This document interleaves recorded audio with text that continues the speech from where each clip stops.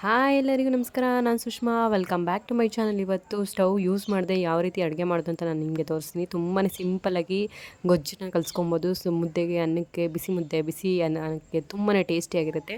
ಒಂದೇ ಒಂದು ಸ್ವಲ್ಪ ನೀರು ಹಾಕ್ಕೊಂಡು ಒಂದು ನಿಂಬೆಹಣ್ಣು ಗಾತ್ರದಷ್ಟು ಹುಣಸೆಹಣ್ಣನ್ನು ತೊಗೊಂಡು ಅದನ್ನು ಆ ನೀರಲ್ಲಿ ನೀಟಾಗಿ ಚಿವುಕಿ ಹುಣಸೆಹಣ್ಣಲ್ಲಿರೋ ರಸನೆಲ್ಲ ತೆಗೆದು ಅದನ್ನು ಚೆನ್ನಾಗಿ ಹಿಂಡ್ಕೊಳ್ಳಿ. ಚೆನ್ನಾಗಿ ಹಿಂಡ್ಕೊಂಡ್ಮೇಲೆ ನಿಮಗೆ ಖಾರಕ್ಕೆ ಎಷ್ಟು ಖಾರ ಬೇಕೋ ಅಷ್ಟು ನೀವು ಸಾಂಬಾರು ಪುಡಿಯನ್ನು ಅಲ್ಲಿ ಆ್ಯಡ್ ಮಾಡ್ಕೋಬೇಕಾಗುತ್ತೆ. ನೋಡಿ, ಇವಾಗ ಚೆನ್ನಾಗಿ ನೀಟಾಗಿ ಕಲಿಸ್ಬಿಟ್ಟು ಈಗ ನಮ್ಮ ಅಜ್ಜಿ ಚೆನ್ನಾಗಿ ಹಿಂಡ್ತಾ ಇದ್ದಾರೆ. ನಾನಂತೂ ಇದನ್ನು ಇವತ್ತು ಕೇಳಿಬಿಟ್ಟು ಮಾಡಿಸ್ಕೊಂಡು ತಿಂದೆ ಅವ್ರ ಹತ್ರ. ತುಂಬಾ ಟೇಸ್ಟಿಯಾಗಿರುತ್ತೆ. ನಾನು ಊರಿಗೆ ಬಂದಿದ್ದೆ, ಅದಕ್ಕೋಸ್ಕರ ನನಗೆ ಈ ಥರ ಉಪ್ಪು ಗೊಜ್ಜು ಅನ್ನ ಆ ಥರ ಎಲ್ಲ ನಂಗೆ ತುಂಬಾ ತುಂಬಾ ಇಷ್ಟಪಡ್ತೀನಿ. ಗೊಜ್ಜಂತಂದರೆ ಅಷ್ಟಿಷ್ಟ ನಮಗೆ. ಚಿಕ್ಕ ವಯಸ್ಸಲ್ಲಂತೂ ತುಂಬಾ ತಿಂತಾಯಿದ್ದು ಉಪ್ಪು ಗೊಜ್ಜು ಅನ್ನ ಅಂತ. ನೋಡಿ, ಇದಕ್ಕೆ ನಾನು 2 ಟೇಬಲ್ ಸ್ಪೂನ್ ಆಗೋಷ್ಟು ಖಾರದ ಪುಡಿಯನ್ನು ಸೇರಿಸಿ, ನನಗೆ ಇಷ್ಟು ಖಾರ ಸಾಕು, ಅದಕ್ಕೋಸ್ಕರ 2 ಟೇಬಲ್ ಸ್ಪೂನ್ ಆಗೋಷ್ಟು ಖಾರದ ಪುಡಿಯನ್ನು ಹಾಕ್ಕೊಂಡಿದ್ದೀನಿ.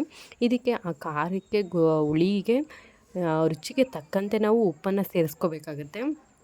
ಒಂದು ಸ್ವಲ್ಪ ಉಪ್ಪು ಬೇಕಾಗುತ್ತೆ. ಅದಕ್ಕೆ ನೋಡಿ ಇಷ್ಟು ಉಪ್ಪನ್ನು ಹಾಕ್ತಾ ಇದ್ದಾರೆ ನಮ್ಮ ಅಜ್ಜಿ. ನೋಡಿ, ನೀಟಾಗಿ ಚೆನ್ನಾಗಿ ಕಲಿಸ್ತಾ ಇದ್ದಾರೆ. ಚೆನ್ನಾಗೆಲ್ಲ ಕಲಸಿ ಎಲ್ಲ ಒಂದು ಕಡೆ ನೀಟಾಗಿ ಎಲ್ಲನೂ ತೊಳ್ಕೊತಾ ಇದ್ದಾರೆ. ಇದಕ್ಕೆ ಬೇಕಾದ್ರೆ ನೀವು ಒಂದು ಸ್ವಲ್ಪ ನೀರನ್ನು ಸೇರಿಸ್ಕೋಬೋದು. ನಾನು ಯಾವುದೇ ನೀರನ್ನು ಹಾಕಿಲ್ಲ. ಗಟ್ಟಿ ಗೊಜ್ಜು ಅದೇ ಥರ ಇರಲಿ, ತುಂಬಾ ಟೇಸ್ಟಿಯಾಗಿರುತ್ತೆ ಅನ್ನೋದಕ್ಕೋಸ್ಕರ ನಾನು ಯಾವುದೇ ನೀರನ್ನು ಆ್ಯಡ್ ಮಾಡಿಲ್ಲ. ಬರೀ ಹುಣಸೆಹಣ್ಣು, ಖಾರದ ಪುಡಿ ಮತ್ತು ರುಚಿಗೆ ತಕ್ಕಷ್ಟು ಉಪ್ಪು. ನೋಡಿ ಎಷ್ಟು ಗಟ್ಟಿಯಾಗಿದೆ ಅಂತಂದರೆ. ಈಗ ನೋಡಿ, ಬಿಸಿ ಬಿಸಿ ಅನ್ನಕ್ಕೆ ನಾನು ಸರ್ವ್ ಮಾಡ್ಕೊಂಡು ತಿಂತಾಯಿದ್ದೀನಿ. ಅದರ ರುಚಿನೇ ಬೇರೆ ನೋಡಿರಿ. ಬಿಸಿ ಅನ್ನಕ್ಕೆ ಇದು ಗೊಜ್ಜುನೇ. ಆ ಗೊಜ್ಜಿಗೆ ಏನಂತ ಗೊತ್ತಾ ನೇಮು? ಉಪ್ಪು ಗೊಜ್ಜು ಅನ್ನ ಅಂತ. ಉಪ್ಪು ಗೊಜ್ಜು ಅಂತ ತುಂಬಾ ಟೇಸ್ಟಿಯಾಗಿರುತ್ತೆ. ಈ ಉಪ್ಪು ಗೊಜ್ಜನ್ನ ನಾವು ಅನ್ನಕ್ಕೆ ಹಾಕೊಂಡು ತಿಂತಾಯಿದ್ರೆ ಸ್ವರ್ಗಕ್ಕೆ ಮೋರೆ ಗೇಣು ಕಣ್ರಿ, ಅಷ್ಟು ಟೇಸ್ಟಿಯಾಗಿರುತ್ತೆ.